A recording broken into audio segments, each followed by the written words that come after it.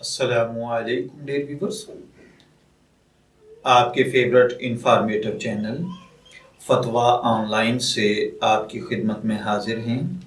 हमारा आज का टॉपिक है, क्या सऊदी बैंक्स के आईटी डिपार्टमेंट में जॉब करना जायज़ है या नहीं। ये एक सवाल है जो हमसे शर्जील अशरफ साहिब ने पूछा है कि किसी भी सऊदी बैंक में मुलाजमत के हवाले से क्या अहकामात हैं, जबकि शर्जील अशरफ साहिब आईटी एक्सपर्ट हैं और वो किसी बैंक के आईटी डिपार्ट में काम करना चाहते हैं, क्या उन्हें ये जॉब करनी चाहिए या नहीं। देखिए मेरे भाइयों और बहनों, सऊदी बैंक जिसकी मुलाजमत का ताल्लुक बराह रास्त सूदी लेन देन से हो, इस जॉब को इख्तियार करना, इससे हासिल शुदा आमदनी को अपने इस्तेमाल में लाना जायज़ नहीं, इससे बचना चाहिए।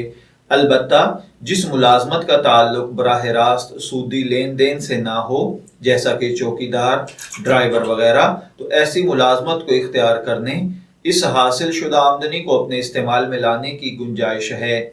जबकि सूदी बैंक में आईटी की मुलाजमत का ताल्लुक अगर बराह रास्त सूदी लेन देन से ना हो, वो महज रिकॉर्ड महफूज करने की हद तक हो, तो ऐसी मुलाजमत से हासिल शुदा आमदनी अपने इस्तेमाल में लाने की अगरचे गुंजाइश है, मगर चूंकि ये मुलाजमत सूदी इदारे से मुताल्लिक है, इसलिए ऐसी मुलाजमत से भी इज्तिनाब करना चाहिए और किसी दूसरी मुलाजमत को इख्तियार करना ज़्यादा बेहतर होगा।